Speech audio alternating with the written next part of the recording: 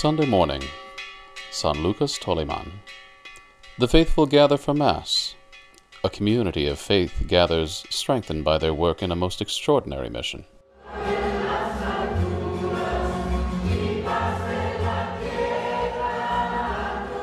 Espíritu de Dios.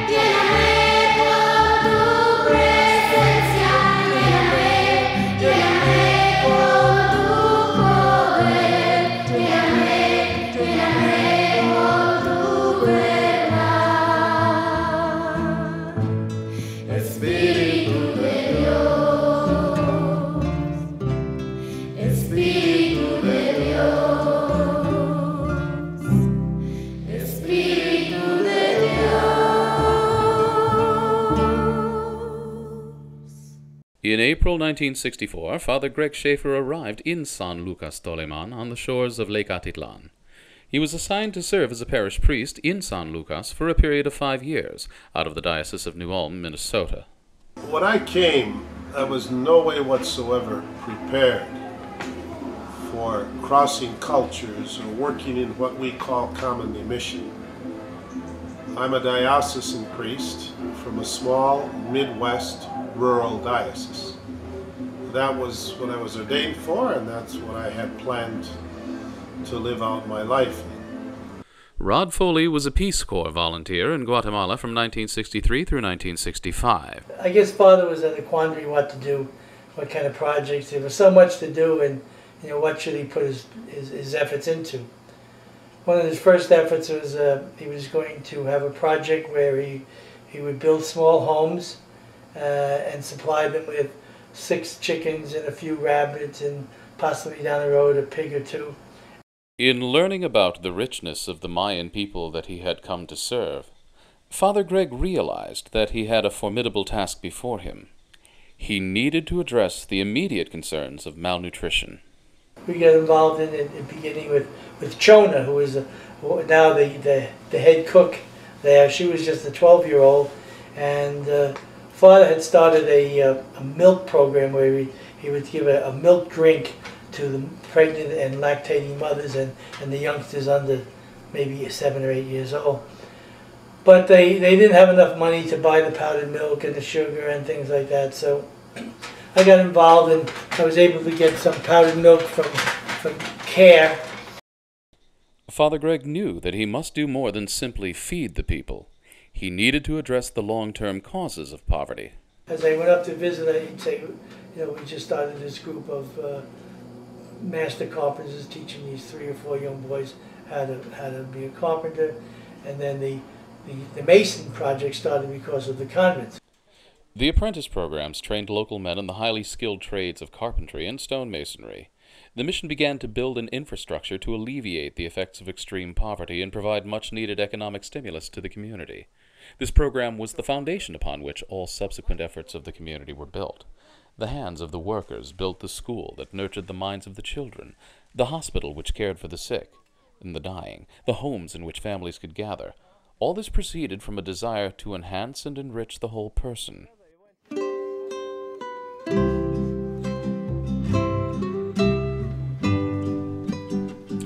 With the arrival of the School Sisters of Notre Dame in 1964 and Father John Goggin in 1967, the mission was now staffed to serve the people. In 1968, La Escuela Parroquial, or the parish school, opened.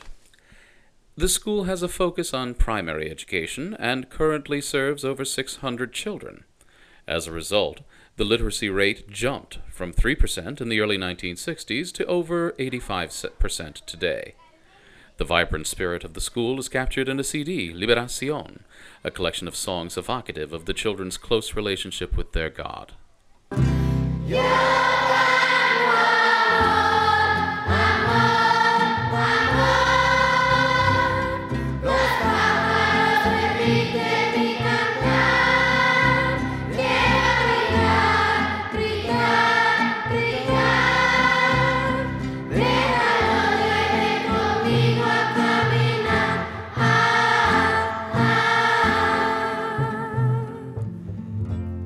In collaboration with the Christian Foundation for Children and Aging, a Catholic child sponsorship program, the family of Daniel Mauser raised funds in honor of their son who was killed in the Columbine massacre. Their efforts resulted in the construction of a 3-story library in San Lucas, breathing new life into the community. As Father Greg articulates, the impact of the mission on the quality of education in the community cannot be understated.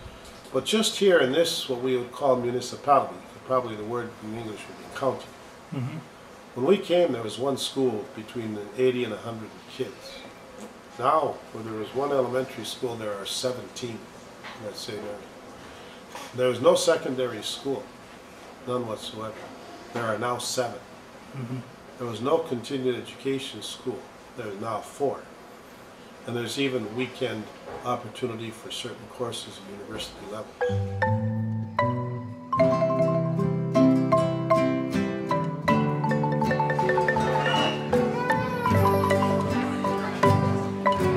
Obviously, the need for medical help. Well, you got to have a little bit more than aspirin when you got a headache. You're going to be dealing with all the medical needs of the people. Since the 1960s, the mission has operated a small medical clinic, but in the late 1980s, the mission realized that a more modern facility was needed. Pablo Benedicto manages the new hospital. En el año 1990 comenzaron a construir este hospital y gracias a Dios en 10 años terminaron de construirlo. Le agradecemos mucho a Dios, a Padre Gregorio y a todos los buenos americanos y voluntarios que han venido a trabajar en el hospital.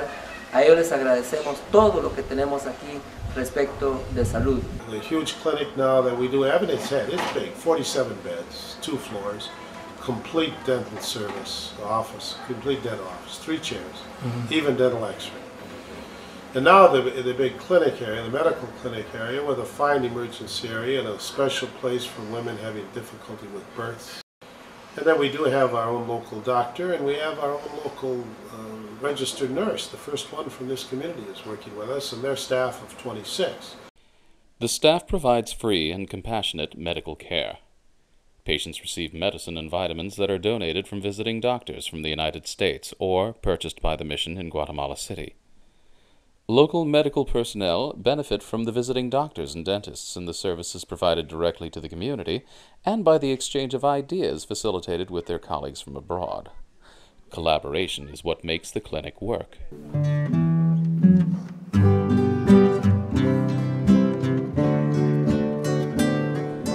When Father John Goggin traveled to the surrounding communities within the purview of the mission, he would take along basic medicine like aspirins and eye drops to share with the people.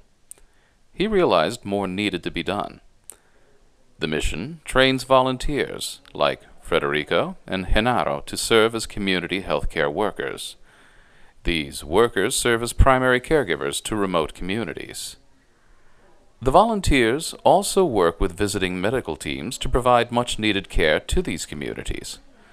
Visiting doctors and dentists set up makeshift examining rooms to provide basic medical care.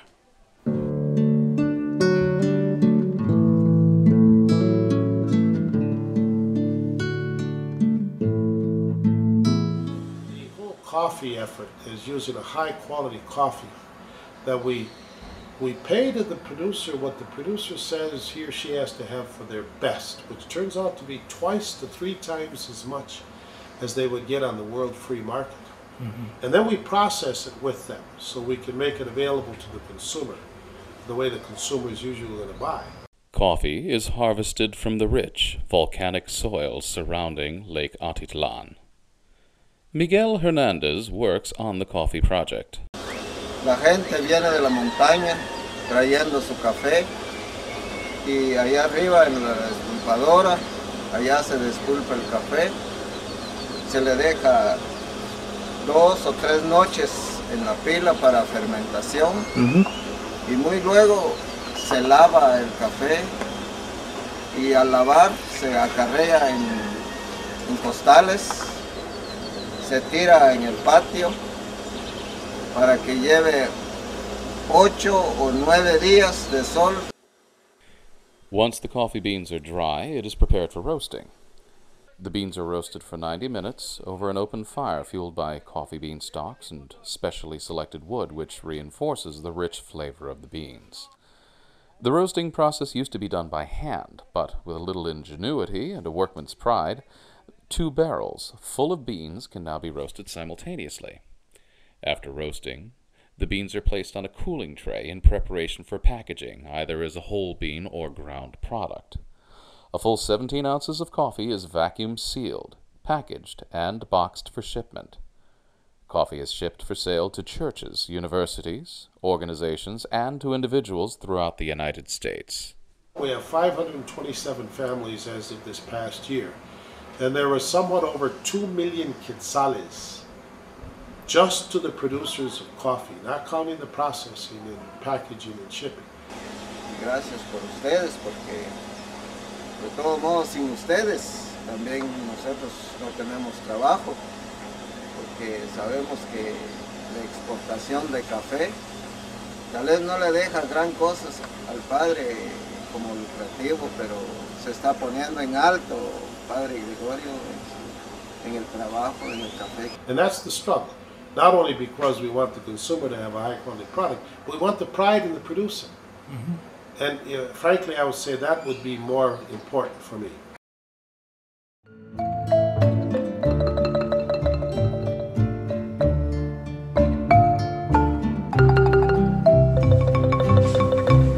Since we're in the mountains, we have to be involved in reforestation to hold the land in place, as well as to transpire water for rain.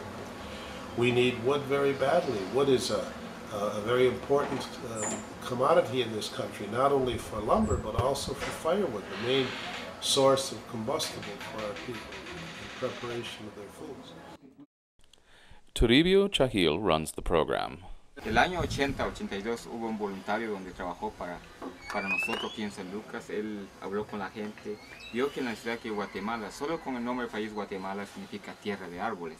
Entonces el Señor se dedicó mucho más a escoger una buena semilla.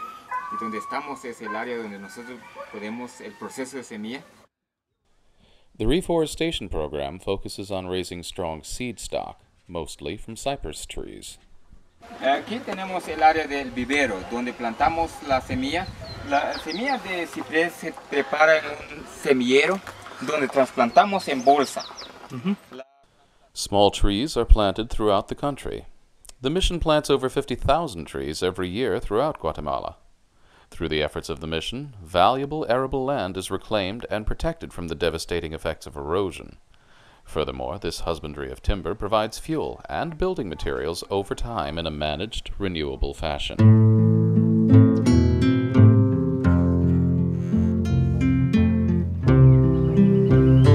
The struggle for land remains the greatest obstacle to overcoming poverty in Guatemala. Andres Chahil works with the San Lucas Development Association. En Guatemala es tan lindo, pero también hay un problema social. Uno de los problemas más grandes social de Guatemala es la tierra. The mission created the San Lucas Development Association in response to the people's interest in obtaining their own land to farm. When the people made it quite clear that their interest, most of all, was helping them get land so they could produce their own food, then the focus was a little bit more or at what the people themselves saw as their future. Using an inheritance received from his parents, Father Greg purchased land at the southern edge of town to begin an experimental farm and education center. The mission also founded the San Lucas Development Program to assist families in the purchase of land. The mission studied the optimal amount of land that a family would need to provide for itself and earn money with a small cash crop. There have been 3,700 families we've been able to help with up to about 3 acres apiece. That's what the basic need is for a particular family. 2 of those acres in the basic food of corn, beans, and squash, and 1 into this high-quality coffee. The association decided to exploit the available land on the adjacent mountain for production. Although this meant that the people would have to travel for as long as 2 hours into the mountains to tend their own fields and chop their own wood, it does not diminish the pride and joy they feel in working on land that they call their own. The association has also helped entire communities of displaced families find land. We have been involved in not only the small pieces and individual pieces and partial of plantations, but we have purchased 4 complete plantations and divided up amongst the people. The association relocated the communities of El Porvenir, Tierra Santa, and Totoila following a devastating mudslide in 2002, in which 37 people lost their lives. In an unprecedented collaboration with the government, the association obtained funding for new homes, electricity, potable water, schools, and roads, all within walking distance of their farmlands. On September 7, 2005, the 3 communities joined in celebration to inaugurate their new homes.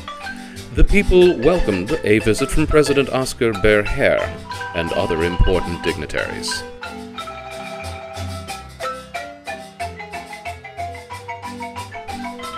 The struggle continues.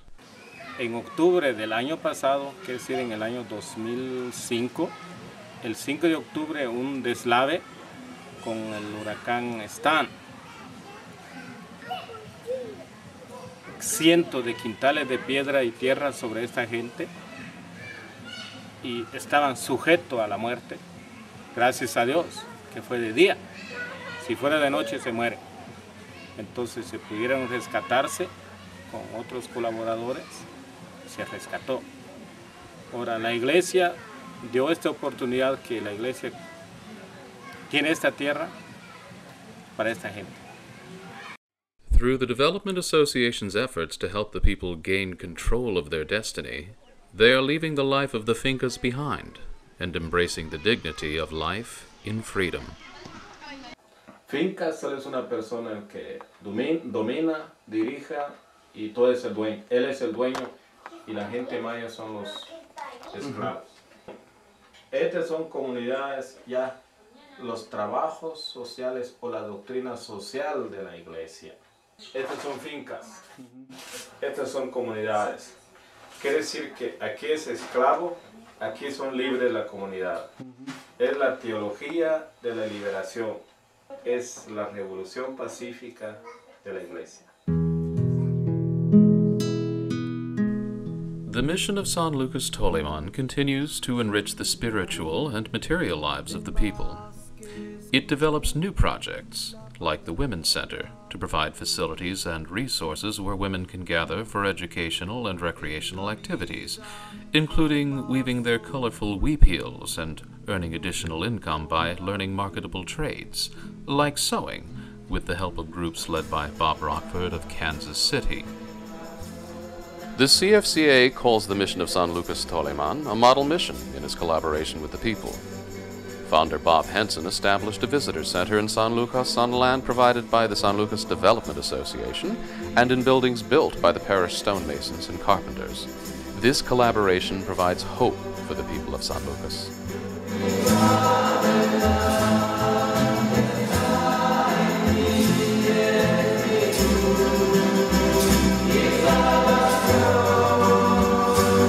Gracias a nuestro Dios que está en el cielo y gracias a Padre Gregorio por tener este proyecto, porque estamos necesitados de trabajo. And thank you to the many visitors and volunteers who walked with the Guatemalan people. Your efforts have provided many blessings to the community of San Lucas. Pero aquí la iglesia en San Lucas, Toliman, nos da la oportunidad de tener una cultura de servicio. En mi opinión, muy importante para el mundo. Debemos de hermanarnos más. Pero solo nosotros lo creo difícil. Con amigos, con más amigas, es posible.